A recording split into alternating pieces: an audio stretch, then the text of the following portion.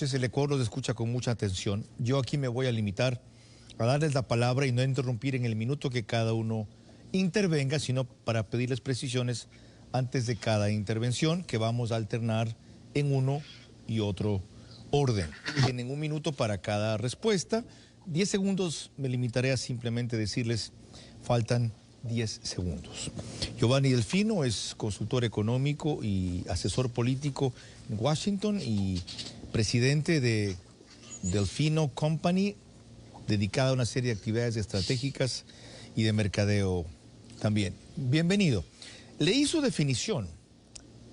La dolarización no le permite a un país responder de manera autónoma con políticas monetarias que respondan a las necesidades del mercado. El país se vuelve dependiente de la política monetaria americana, que varía basada en la necesidad de la realidad de los Estados Unidos, no en los intereses del país dolarizado.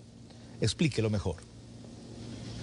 Así es, muchas gracias por la oportunidad de poder estar aquí en este programa y poder presentarte justamente esta posición, ¿no? en la cual estoy convencido que todo país debe tener la autonomía de poder decidir sobre la política monetaria que se va a tomar. En estos casos, yo sí estoy de acuerdo con que un país debe tener un Banco Central de Reserva que sea autónomo y que pueda tomar esas decisiones para mantener la moneda estable y en beneficio de las necesidades del mercado en cuestión. No estoy de acuerdo en una situación en la cual el Banco Central de Reserva se encuentre en dependencia de las decisiones y las políticas de un presidente de turno o otra política de Estado. Bien, su minuto para la tesis contraria, Pablo Rosemena, bienvenido. Gracias, Carlos. Buenas noches. Un saludo para todos. A ver, la dolarización es una de esas medidas que ha sido muy positiva para el país. El 89% de la población está a favor de la dolarización, de acuerdo a esos datos. Y lo interesante es que es la única institución en el Ecuador que tiene ese nivel de aceptación, por encima de cualquier persona o político, aún en sus momentos de mayor popularidad. Y esto ha sido una decisión de la mayoría de la gente durante 20 años. ¿Por qué ha pasado esto aquí? No solamente porque en el pasado, pues, la devaluación, la inflación del sucre pulverizó los ahorros. Pensemos que el salario promedio de la gente era $50. Hoy es $400, 8 veces más, producto de que la dolarización dio esa estabilidad para empezar a recuperar el país. ¿Qué otras cosas sucedieron con la dolarización? Las exportaciones se multiplicaron por 4, la banca pudo tener un horizonte de inversión de largo plazo y dar financiamiento, crédito de consumo, crédito hipotecario, crédito a las pymes, a las empresas, cosas que no existían. Entonces, dolarización ha sido uno de los mayores activos de la economía ecuatoriana y la mejor manera de fortalecerla es con libre mercado y votando bien el 7 de febrero, escogiendo a quienes realmente sepan cómo generar más inversión. Giovanni, al margen de la realidad nacional a la que circunscribe su comentario, Pablo, ¿qué objeciones o comentarios tiene usted a una posición tan radical a favor de dolarizar? Sí, estoy totalmente de acuerdo con Pablo justamente en lo que ha mencionado. Ha sido muy positivo para la economía ecuatoriana en ese caso y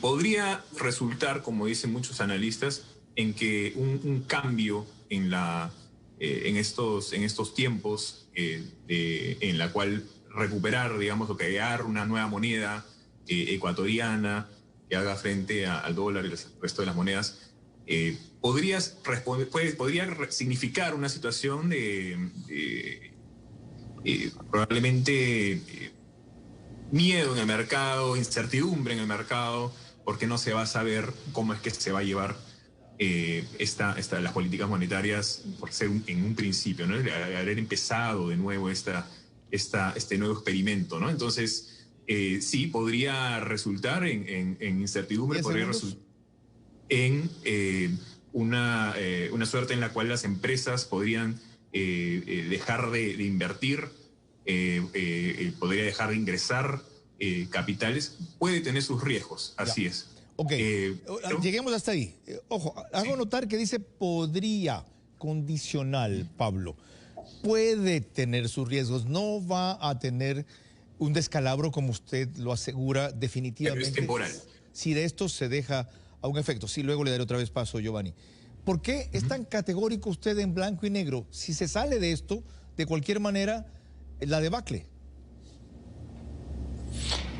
Ecuador no es Venezuela por la dolarización. Es el esquema de estar dolarizados lo que ha impedido de que lo que logró el chavismo en Venezuela lo logre aquí el correísmo en el Ecuador, la dolarización. Por eso es tan importante ahora en las elecciones que no nos vayamos por el camino del pasado de aquellos que han dicho que la dolarización fue un error y que han dejado por escrito cómo sacarnos del dólar de manera amigable, como dicen ellos. La dolarización ha impedido que nos convirtamos en la salvajada, en lo deprimente de lo que está pasando en Venezuela. La dolarización permite dar una cancha pareja para empezar a crecer como país, que tiene que venir acompañada de medidas que nos permitan ganar competitividad, que es donde el gobierno, tanto el anterior como buena parte del gobierno actual, no han hecho todas las reformas para poderle sacar el mayor provecho, sacarle el jugo a la dolarización. Okay. Pero la dolarización hay que mantenerla. Ok, ahora a la inversa, el siguiente bloque de ambas intervenciones comienzo al contrario de hace pocos instantes. Seguirá Giovanni Delfino, antes Pablo. Si esto es así, ¿por qué uno de los asuntos que debía haberse disparado nunca se disparó? La inversión extranjera directa. En el periodo de Correa, cuando más, 1.700 millones de dólares de inversión extranjera directa. ¿Por qué este país sigue siendo tan caro? Sí, el sueldo básico es de los más altos de América Latina. ¿Cuánto cuestan las cosas en este país? Y lo otro, ¿por qué países que no son dolarizados han tenido una economía exitosa? Chile, Uruguay, Costa Rica, la propia Colombia, que ha enfrentado más que una pandemia, guerrilla, narcotráfico, inestabilidad política. Pablo. Muy bien, bueno, los países que usted ha mencionado han tenido seriedad en el manejo monetario. Ecuador no fue serio en el manejo monetario en los 70, en los 80, en los 90, al punto que reventaron el esquema monetario. Entonces, de eso salió la dolarización. Ha sido una base para el crecimiento del país, para la recuperación. Ahora, ¿qué sucede? Que la dolarización viene con instrucciones y aquí en Ecuador la politiquería, el correísmo, el socialismo del siglo XXI ha hecho de todo para tratar de reventarla. Concreto, la dolarización requiere que no tengas déficit fiscal, que el Estado no gaste más de lo que le ingresa, como la familia, como la empresa. ¿Qué hizo el socialismo del siglo XXI?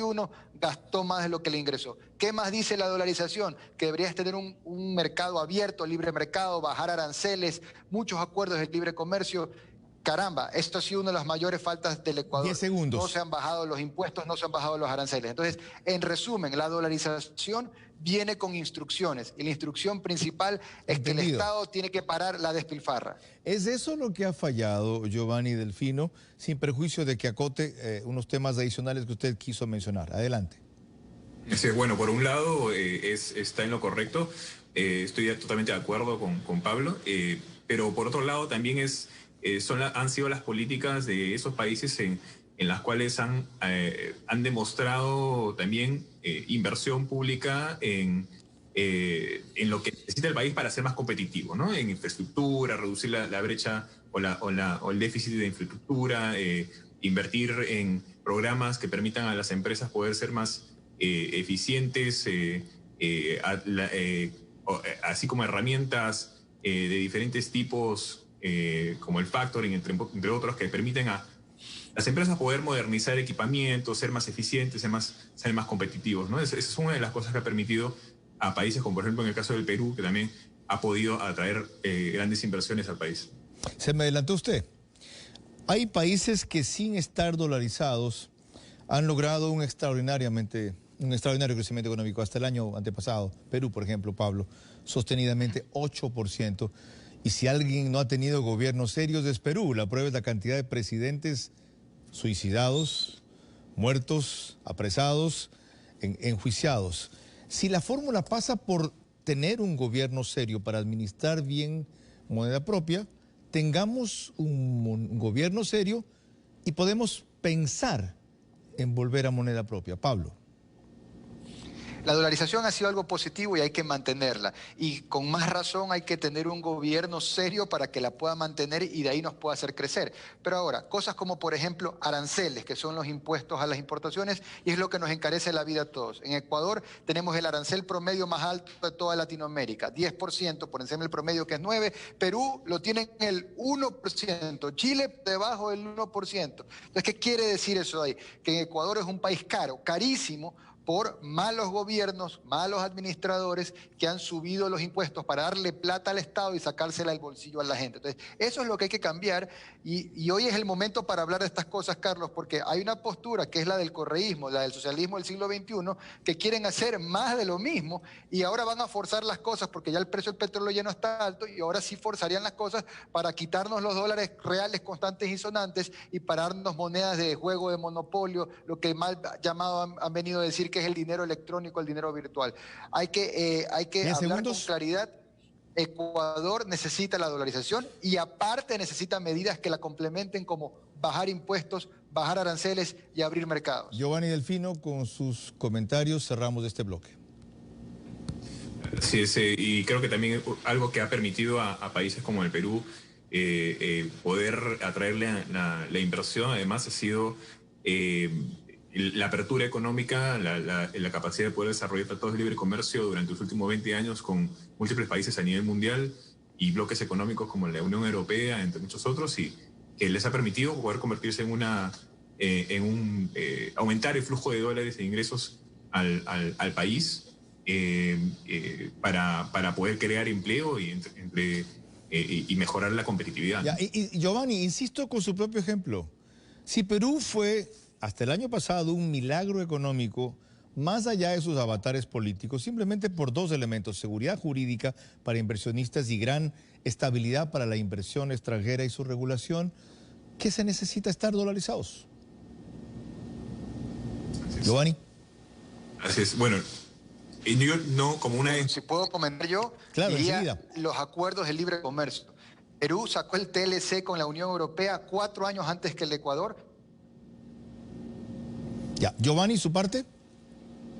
Sí, una vez más, yo creo que todo país debe tener esa autonomía de poder manejar su política monetaria con una moneda propia, con independencia del Banco de Reserva ante el gobierno y las políticas, así como acá mismo en los Estados Unidos hemos visto un presidente Trump que ha tratado de intervenir en la política monetaria del Banco Central de Reserva y no lo permitieron.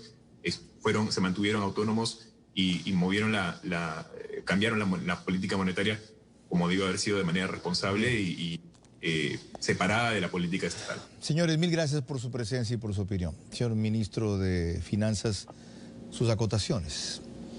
Hay algo que es fundamental, Carlos, que no se ha mencionado. Ningún sistema cambiario funciona si usted no tiene las cuentas públicas en orden.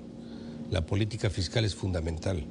Si usted tiene un fisco que gasta más de lo que gana, si usted tiene un desorden en el manejo del presupuesto del Estado, usted atenta contra cualquier moneda, sea esta de emisión propia o sea adoptada, como sería el caso nuestro. ¿Y por qué se da eso? ¿Por el tipo de gobierno que se elige? Por múltiples razones. Principalmente por el tipo de gobierno que se elige. Yo creo que ese es uno de los